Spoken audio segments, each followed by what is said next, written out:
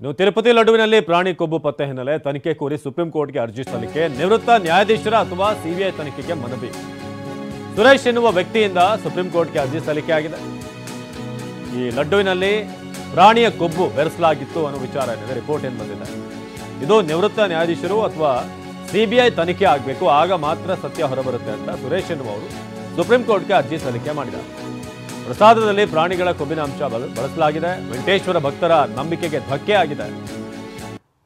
ಹಾಗಾಗಿ ಭಕ್ತರ ಮೂಲಭೂತ ಹಕ್ಕಿನ ಉಲ್ಲಂಘನೆ ಆಗಿರೋದ್ರಿಂದ ಪ್ರಕರಣದ ಸಂಬಂಧ ಸೂಕ್ತ ತನಿಖೆ ಆಗಬೇಕು, ಪಾರದರ್ಶಕವಾದಂಥ ತನಿಖೆ ಆಗಬೇಕು. ಯಾರೇ ತಪ್ಪಿತಸ್ಥರಿರಲಿ ಅವರಿಗೆ ಕಠಿಣ ಶಿಕ್ಷೆ ಆಗಬೇಕು ಅನ್ನೋ ಒತ್ತಾಯ ಕೇಳಿಬರ್ತಾ ಇದೆ.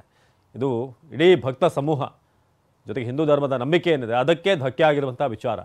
ಸೊ ಹಾಗಾಗಿ ತಿರುಪತಿ ಲಡ್ಡು ಪ್ರಸಾದದಲ್ಲಿ ಯಾರು ಇಂಥ ಬೆರಕೆ ಮಾಡೋದಕ್ಕೆ ಅವಕಾಶ ಕೊಟ್ಟಿದ್ದಾರೋ ಅವರ ಮೇಲೆ ಕಠಿಣ ಕ್ರಮ ಆಗಬೇಕು ಅನ್ನೋದು ಒತ್ತಾಯ ಕೇಳಿಬರ್ತಾ ಇದೆ. ಇನ್ನೊಂದು ಕಡೆ ತಿರುಪತಿ ತಿರುಮಲದಲ್ಲಿ ನೀವು ನೋಡ್ತಿರೋ ಹಾಗೆ ಹೋಮ ಹವನ ಆಗ್ತಾ ಇದೆ. ಸುಪ್ರೀಂ ಕೋರ್ಟ್ನಲ್ಲಿ ಸುರೇಶ್ ಎನ್ನುವರು ಒಂದು ಅರ್ಜಿಯನ್ನು ಹಾಕಿದ್ದಾರೆ. ಈಗ ಸೊ ವೆಂಕಟೇಶ್ವರ ಭಕ್ತರ ಭಾವನೆಗಳಿಗೆ ಧಕ್ಕೆ ಆಗಿದೆ, ಭಕ್ತರ ಮೂಲಭೂತ ಹಕ್ಕಿನ ಉಲ್ಲಂಘನೆ ಆಗಿದೆ ಅಂತ ಈಗ ದೂರು ನೀಡಲಾಗಿದೆ. ಪ್ರಕರಣ ಸಂಬಂಧ ಸೂಕ್ತ ತನಿಖೆ ಆಗಬೇಕು ಅಂತ ಒತ್ತಾಯಿಸಿ ಈಗಾಗಲೇ ಭಾಳಷ್ಟು ಮಠಾಧೀಶರುಗಳು ಶ್ರೀಗಳು ಕೂಡ ಈ ಬಗ್ಗೆ ಆಕ್ರೋಶ ವ್ಯಕ್ತಪಡಿಸಿದ್ದಾರೆ. ಸೊ ಇದೀಗ ತಿರುಪತಿ ಈ ಲಡ್ಡು ವಿಚಾರಕ್ಕೆ ಸಂಬಂಧಪಟ್ಟ ಹಾಗೆ ಈಗ ಸುಪ್ರೀಂ ಕೋರ್ಟ್ಗೆ ಅರ್ಜಿಯನ್ನು ಸಲ್ಲಿಕೆ ಮಾಡಿದ್ದಾರೆ.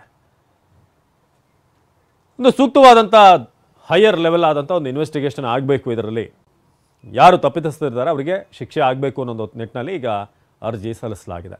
ಮತ್ತೊಂದು ಕಡೆ ತಿರುಮಲ ದೇಗುಲದಲ್ಲಿ ಹೋಮ ಹವನ ಶುದ್ಧಿ ಕಾರ್ಯ ಜೋರಾಗಿದೆ.